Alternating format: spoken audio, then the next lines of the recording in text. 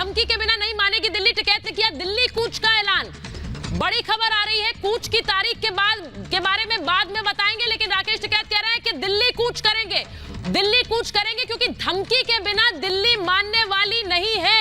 यह बयान आ रहा है राकेश टिकैत का। वो कह रहे हैं कि धमकी जब तक नहीं देंगे तब तक दिल्ली में बैठे लोग मानने वाले नहीं हैं। यह बड़ी खबर आ रही है। तस्वीरें देखिए आपको, गाजीपुर बॉर्डर पर राकेश टिकैत मौजूद है और वो अभी हमसे थोड़ी देर पहले उन्होंने बात की है और अभी ये बयान आ रहा है उनका कि दिल्ली कूच करेंगे, क्योंकि बिना धमकी के दिल्ली में बैठी सरकार सुनने वाली नहीं है। क्या कह रहे हैं, मेरी सहयोगी से बात की है सृष्टि से, एक बार सुनवा दीजिए क्या कह रहे हैं राकेश टिकैत, जरा सुनवा दीजिए।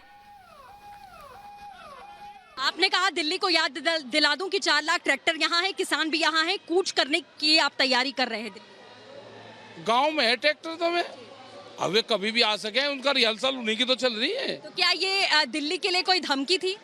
बिना धमकी के दिल्ली मान रही भाई, प्यार से दिल्ली मान रही हो तो चलो मैं घी का दीवा जलाऊं और दिल्ली पर रख दूंगा। आपने कहा दिल्ली को याद दिला दूं कि 4 लाख ट्रैक्टर यहाँ है, किसान भी यहाँ है, कूच करने की आप तैयारी कर रहे हैं। गांव में है ट्रैक्टर तो में अब वे कभी भी आ सके, उनका रिहर्सल उन्हीं की तो चल रही है। तो क्या ये दिल्ली के लिए कोई धमकी थी? बिना धमकी के दिल्ली मान रही भाई, प्यार से दिल्ली मान रही हो तो चलो मैं घी का दीवा जलाऊं और दिल्ली पर रख दूंगा।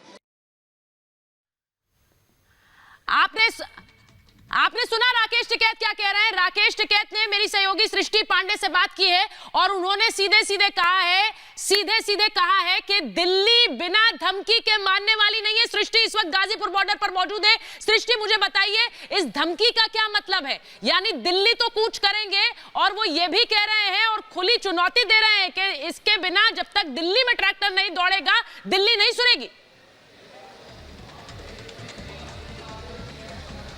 बिल्कुल सुचारिता, जो बयान यहाँ टिकैत साहब की ओर से दिया गया है वो आपने सुनाया भी, और सबसे पहले तस्वीरें दिखा देते हैं। कुछ किसान यहाँ अब भी मौजूद हैं। आज जिस तरीके से ऐलान यहाँ पर कूच का किया गया था, लेकिन ज्ञापन सौंप दिया गया, उसके बावजूद भी टिकैत साहब ने साफ तौर पर सामने आकर और रिपब्लिक भारत से ये बात सामने जब हमने उनसे सवाल पूछा तो उन्होंने साफ तौर पर कहा कि बिना धमकी के दिल्ली मानने वाली नहीं है। जब हमने उनसे पूछा कि आप खुलेआम दिल्ली में धमकी दे रहे हैं तो उन्होंने कहा कि हाँ, ट्रैक्टर भी यहाँ पर हैं, किसान भी यहाँ पर हैं, 4 लाख से ज्यादा ट्रैक्टर कूच करेंगे, लेकिन दिन, तारीख और समय हम बताएंगे। इससे पहले उत्तर प्रदेश में 2 क्रांति यात्रा का ऐलान यहां पर किया गया है, 9 तारीख को और 24 तारीख को, जो कि एक शामली का रुख करेगी और एक सिंगू बॉर्डर पर जाएगी। तो ये मामला शांत होने की बजाय और ज्यादा अब उग्र होता हुआ दिखाई दे रहा है। हमने जो तस्वीरें आज दिन भर में देखी हैं उसमें यह बात बहुत क्लियर है कि यहाँ किसी भी प्रकार का रास्ता निकालने के लिए किसान तैयार नहीं है।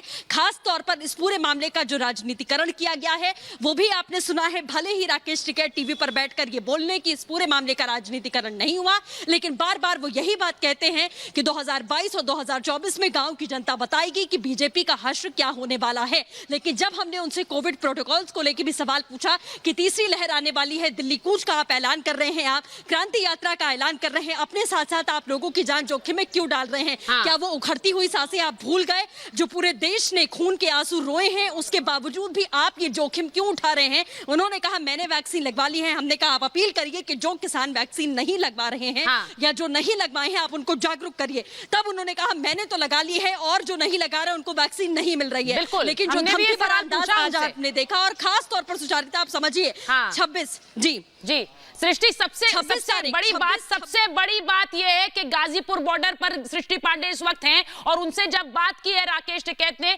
सृष्टि बहुत शुक्रिया हमसे बात करने के लिए, जो तस्वीर आपने दिखाई है और खासकर राकेश टिकैत का वो बयान जो दिखाता है कि वहां बॉर्डर पर बैठे हुए अभी भी किसान चुनौती के मूड में नजर आ रहे हैं। भानु प्रताप जी, मैं आपके पास आ रही हूं।